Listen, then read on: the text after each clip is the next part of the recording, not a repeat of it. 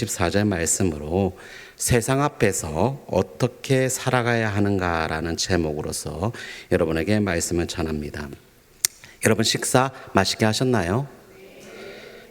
너무 맛있게 드셔서 약간 눈이 무거우신 분도 계신 것 같은데 잠깐 잠 좀 깨라고 제가 성경 넌센스 퀴즈 하나만 한번 해볼까요?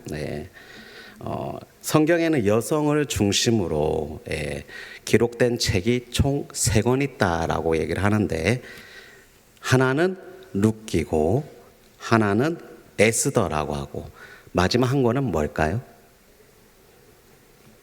이 퀴즈를 저희 아내한테 얘기하니까 저희 아내가 잠깐만 있어봐, 알 것 같은데 이러는 거예요. 정답은 민수기입니다. 민수기. 넌센스라고 했잖아요. 넌센스. 잠이 깨셨죠? 여러분들 깨어서 말씀을 들으시기 바랍니다. 몇 년 전 제가 한 학생을 신방하고 상담하면서 참으로 마음 아픈 이야기를 들은 적이 있어요. 목사님, 제가 교회를 다닌다고 하니까 친구들이 저와 거리를 두고 저를 왕따처럼 여기는 것 같아서 마음이 힘들어요. 그래서 학교 내에서 더 이상 이제 교회 다닌다고 얘기 안 할래요. 이런 얘기를 하는 거였습니다.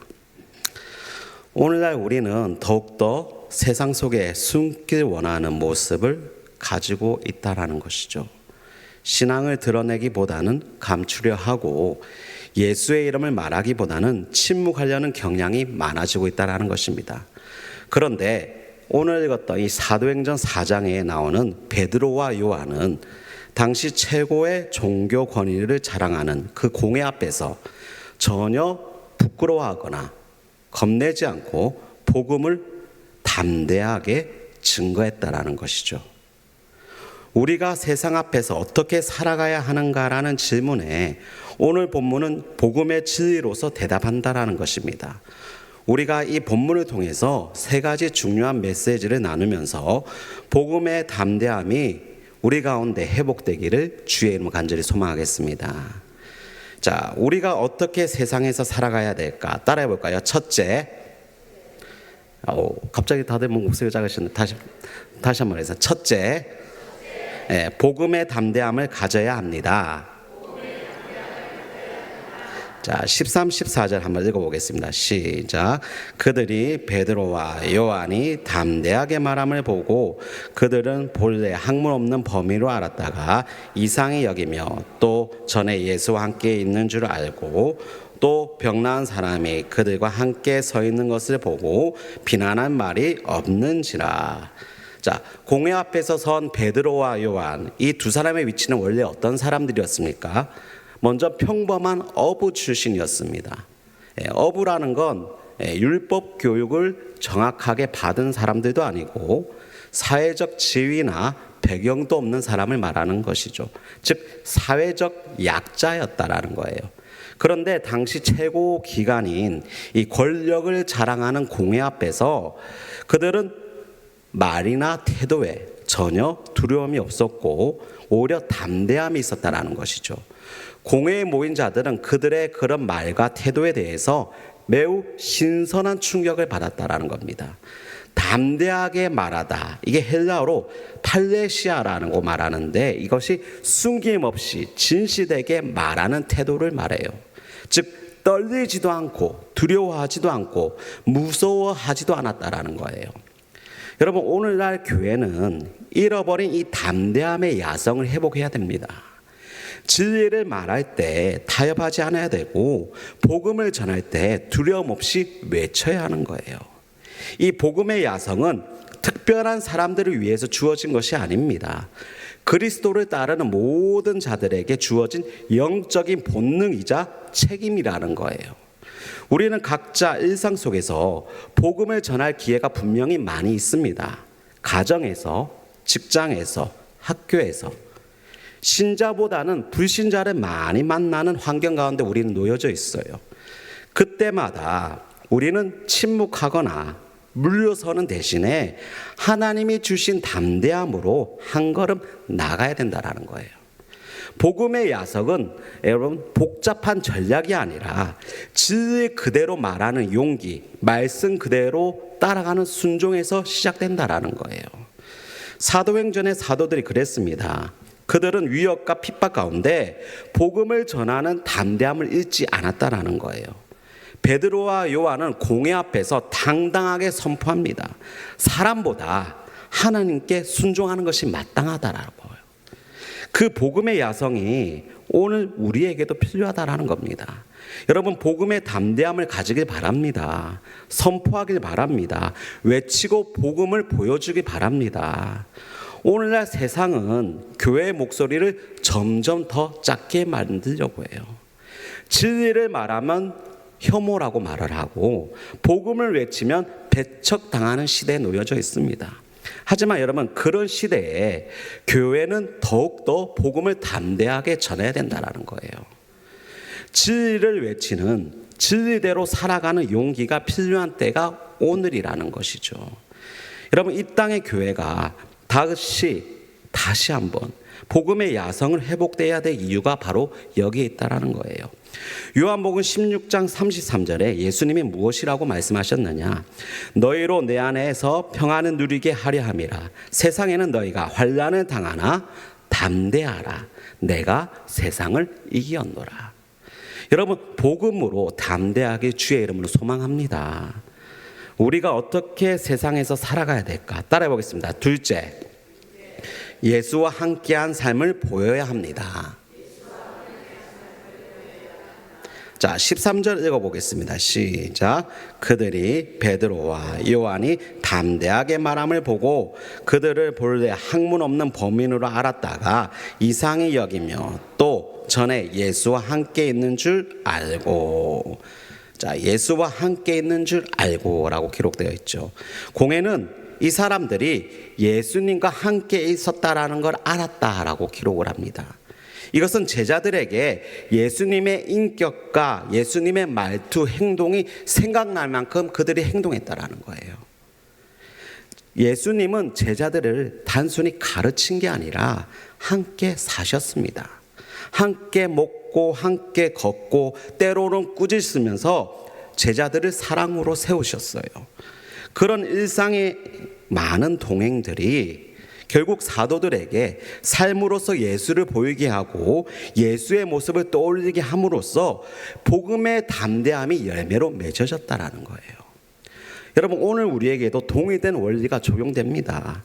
매일 삶 가운데 말씀과 기도, 예배는 꼭 있어야 합니다. 그런데 여러분, 그것만 있으면 안 됩니다. 무엇이 있어야 됩니까? 바로 예수님이 보이는 삶, 예수님과 동행하는 삶이 보여야 된다는 거예요.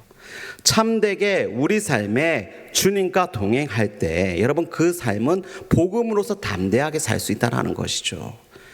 오늘날 많은 성도분들이 많은 말씀을 읽습니다. 많이 기도합니다. 많이 예배를 드립니다.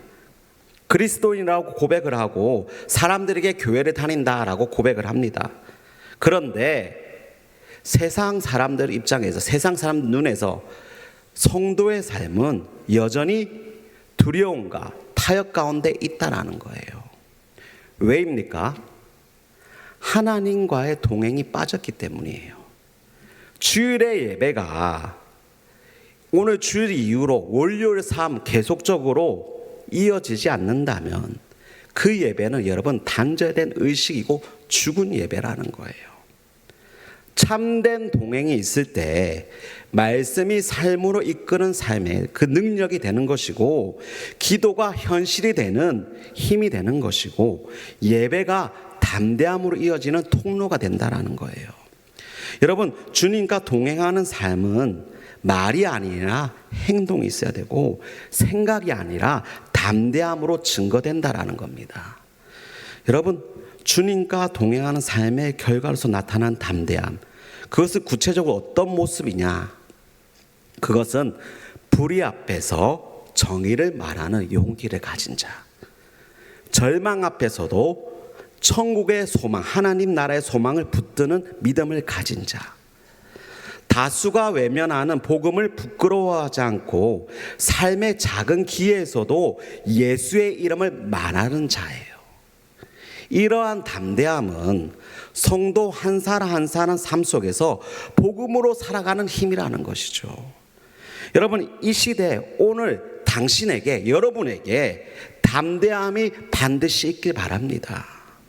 진리를 말하면 조롱을 당할 수 있습니다. 믿음을 지키면 손해를 볼 수 있습니다. 하지만 여러분, 하나님은 우리에게, 교회에게 다시 복음의 야성, 복음의 담대함을 가지시길 원하신다라는 거예요.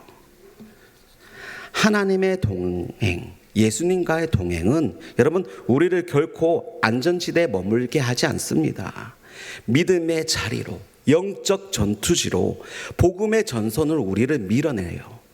그리고 그 자리에서 우리는 성령 가운데 담대함을 허락받는다라는 것이죠. 오늘 여러분 정말로 주님과 동행하고 계십니까? 그 동행이 담대함으로 여러분 드러나고 계십니까? 바라기는 여러분, 우리 모두가 꼭 주님과 동행하시길 바랍니다. 함께 하시길 바랍니다. 우리가 어떻게 세상에서 살아가야 될까? 따라해 보겠습니다. 셋째, 변화된 삶으로 복음을 전해야 합니다. 변화된 삶으로 복음을 전하라는 거예요. 자, 14절 읽어보겠습니다. 시작. 또 병나은 사람이 그들과 함께 서 있는 것을 보고 비난할 말이 없는지라. 자, 여러분, 14절에 보면 나면서 걷지 못한 자가 그들과 함께 서 있다라고 기록을 해요. 공회는 그를 보면서 아무 말도 할 수 없었다라는 것이죠. 복음의 능력이 나타난 결과를 부인할 수 없었다라는 거예요. 이게 단순히 육체적 치유가 아니라 복음이 사람을 어떻게 새롭게 만드는지를 보여줬다라는 것이죠. 오늘날 교회는 많은 말보다도 삶의 변화를 보여줄 수 있어야 됩니다. 여러분, 그 변화가 뭘까요? 용서하지 못한 사람을 용서하고, 불평불만하는 사람이 감사하게 되고, 두려움이 많던 사람이 담대하게 되는 변화. 그게 여러분 복음의 진정한 증거자인 거예요. 여러분, 우리 가정과 삶이 그러한 증거자가 되길 바랍니다. 왜냐하면 여러분, 복음은 능력이기 때문이죠. 능력이기 때문에 사람 힘으로 여러분 방법으로 막을 수 없다라는 거예요. 여러분, 당장 밖에 나가서 근처 해변가의 파도를 손으로 막으려고 해보십시오. 오늘 청년들이 저희 와이안 해변가를 갔다잖아요. 여러분, 와이안 해변가 이런 데 가서 파도를 손으로 막으려 해보십시오. 막아집니까? 네. 안 됩니다. 손 사이로 바닷물이 밀려 들어오고 파도에 몸이 휩쓸려지는 것이죠. 마찬가지로 여러분, 복음은 막을 수 없는 거예요. 사람이 아무리 손으로 바닷물을 막으려 해도 파도가 밀려오는 것처럼 복음은 그런 강력한 하나님의 능력이라는 것이죠. 아무리 세상이 막으려고 해도 막을 수 없는 게 여러분 복음의 능력이라는 겁니다. 그리고 그 복음이 내 안에서 살아 역사할 때 나는 하나님이 세우신 증거자로서 여러분 살아가게 된다라는 겁니다. 복음을 막을 수 없듯이 복음으로 변화된 삶도 막을 수 없다라는 거예요. 그 변화의 증거로서 세상에 복음을 전해야 된다라는 것이죠. 여러분, 우리 안에 일어난 변화는 그 자체가 세상에 전해지는 복음이라는 걸 명심하시기 바랍니다. 얼마 전에 제가 이제 일하던 직장 같이 일하던 동료가 거제로 여기 하나 리조트로 놀러 와서 저한테 전화가 왔어요. 야, 김대리, 제가 그때 대리였거든요. 야, 잘 먹고 잘 사냐? 잘 있어요. 그러니까 너 왜 말투가 왜 그래? 오랜만에 전화해서 나 이상하다. 이런 나 목사가 돼서 말투가 이래 됐어요. 막 어색한 거예요. 그러다가 막 혼자 어색해서 야, 나 끊을게 하면서 끊었더라고요. 여러분, 복음의 변화는 사실 나의 말투부터 시작해서 내 행동, 내 생각, 내 마음, 전인격적인 변화가 일어날 수밖에 없습니다. 여러분, 그 변화, 그 삶의 변화로서 여러분 세상에 복음을 증거하시길 바랍니다. 그래야 여러분 복음 전도가 됩니다. 그래야지 세상에서 복음자로서 담대하게 살게 된다라는 거예요. 하나님은 우리 모두에게 확실하고도 분명한 사명을 주셨습니다. 나에게만 준 것이 아니라, 너에게만 준 것이 아니라 우리 모두에게 주신 사명이 있습니다. 그게 뭡니까? 바로 복음을 전하는 사명이에요. 그 사명을 감당하기 위해서 변화된 삶이 있어야 되고, 복음을 전하고자 하는 책임의식이 우리 가운데 분명히 있어야 됩니다. 이 담대함을 가진 그리스도인이 하나님께서 영광 받으신다라는 겁니다. 여러분, 그리스도인은 이렇게 살아간다라는 거예요. 세상은 여전히 여러분 교회를 의심합니다. 기독교를 평가하고 성도들을 비난을 해요. 그런데 사실 그 속 깊은 마음을 보면은 세상은 비난 동시에 여전히 진짜 변화된 사람을 원하고 요구하고 소망하고 있다라는 거예요. 세상은 말이 아니라 삶으로서 살아가는 복음, 사랑으로서 드러낸 그리스도인, 용서와 희생을 실천하는 성도의 삶을 보길 원한다라는 거예요. 여러분, 복음은 단지 입술의 고백이 아니라 우리 삶 전체를 통과하는 세상으로 흘러가는 복음의 능력이라는 것을 여러분 분명히 기억하시기 바랍니다. 그렇기 때문에 여러분 말과 태도, 선택과 관계 가운데 복음의 증거가 드러나기 위해서는 여러분 내가 참으로 진실하게 확실하게 주님과 동행해야 된다는 것이죠. 여러분, 가정에서, 직장에서, 교회 안팎자리에서 사람들이 우리를 보고 이렇게 말해야 됩니다. 저 사람 안에 뭐가 있다. 저 사람은 다르다. 저 삶은 예수를 믿는 삶이구나. 예수님이 함께하고 동행하는 모습이 보이구나. 이런 말과 고백이 우리 주변에 항상 풍성해야 됩니다. 오늘 우리는 베드로와 요한을 통해서 복음을 전하는 삶이 말이 아니라 변화의 증거로서 드러났다라는 것을 읽었습니다. 그리고 그 변화는 단지 종교적 열심이나 단순히 좋은 사람이 아니라 예수 그리스도 복음의 능력으로 전인격적인 변화가 있었다라는 것이죠. 여러분, 복음이 우리 안에 살아있다면 우리는 어제보다 오늘 더 담대하게, 오늘보다 내일은 더 순결하게, 더 진실되게 세상 가운데 살기 바랍니다. 우리의 말과 행동이 우리의 주장과 인격보다 참으로 예수님과의 동행하는 삶으로서 사람들을 감동시키는 것입니다. 여러분, 이제 우리가 대답해야 될 질문은 하나예요. 여러분의 삶은 복음의 증거가 되십니까? 예수님이 진짜 살아계시다라는 걸 당신의 삶을 보면 사람들이 복음을 느낄 수 있으신가요?